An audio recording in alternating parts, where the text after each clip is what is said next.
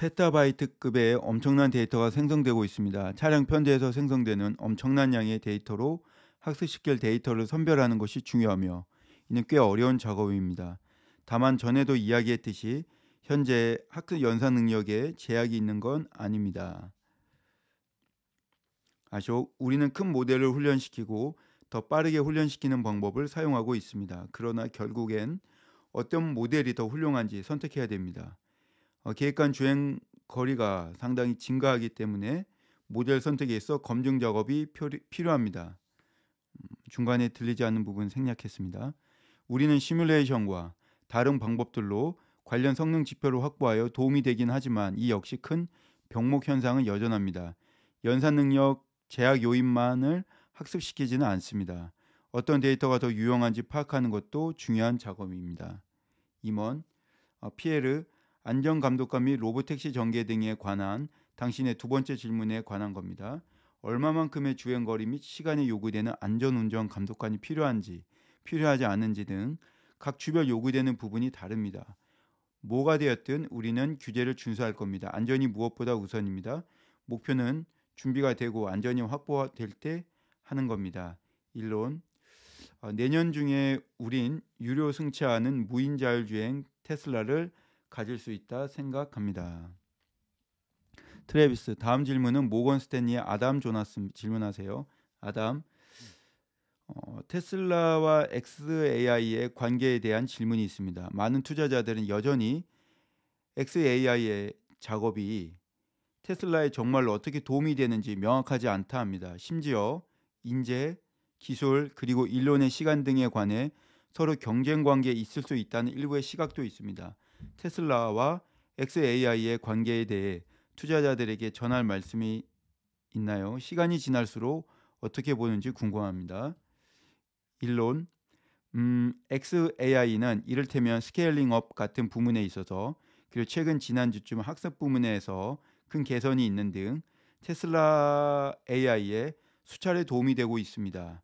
학습 부문에서 실패하더라도 쉽게 회복하고 다시 이어가게 하는 등 매우 유용합니다. 다만 XAI는 AGI, ASI 등의 작업을 하고 테슬라는 자율주행 차량 및 로봇 분야의 작업을 하는 등 양사의 환경은 다른 문제입니다.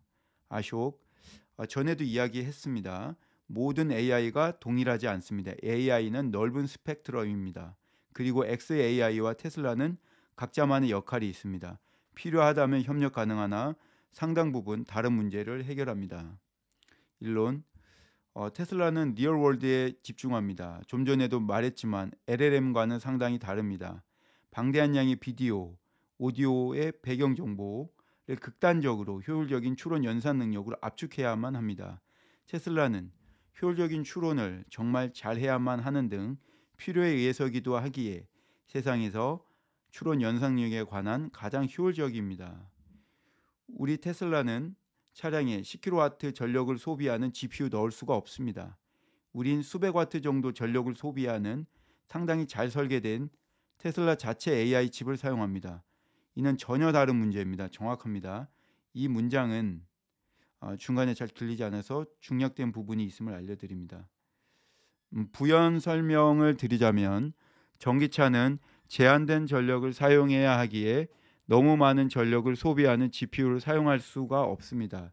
일론이 수차례 언급했듯이 10kW 전력을 소비하는 GPU를 전기차에 넣었다가는 너무나 많은 전력 소모가 발생하기 때문입니다. 때문에 테슬라는 몇백 와트 정도의 전력을 소비하면서도 효율적인 추론 연산을 갖춘 자체 개발한 AI 추론 칩을 사용합니다. 10kW급 GPU를 배터리 용량 70kWh인 전기차에 넣을 경우 구동등이 아닌 추론 연산만으로 7시간 만에 모든 배터리 에너지를 소진시킨다는 의미입니다. 따라서 테슬라를 비롯한 전기차 제조사들은 전력 효율성을 고려하여 설계된 AI 칩을 사용 자율주행 기능을 구현하고 있습니다. 진실을 추구하는 디지털 초지능 기업이 없다고 느꼈기에 XAI를 설립한 겁니다. 이게 핵심입니다. 확고하게 진실 추구하는 AI 기업이 필요합니다.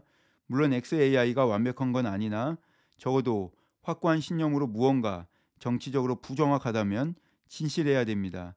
이런 점이 AI 안전을 위해 매우 중요하다 생각합니다. 어쨌든 xAI는 테슬라에 도움이 되어 왔고 계속 도움이 될 겁니다. 양사는 AI의 다른 문제를 해결합니다. 다른 자동차 기업들 중에 우리처럼 세계 최고 수준의 반도체 설계팀을 보유한 기업이 있나요? 다른 자동차 기업들 중에 우리처럼 세계 최고 수준의 AI 팀을 보유한 기업이 있나요? 제로, 없습니다. 아무것도 없는 상태에서 만들어낸 스타트업과 같았습니다. 트래비스 감사합니다. 준비된 시간은 여기까지입니다. 질문 주신 것에 감사드리며 다음 분기에 뵙기를 희망합니다. 이것으로 24년 3분기 어닝콜 리뷰를 마치겠습니다.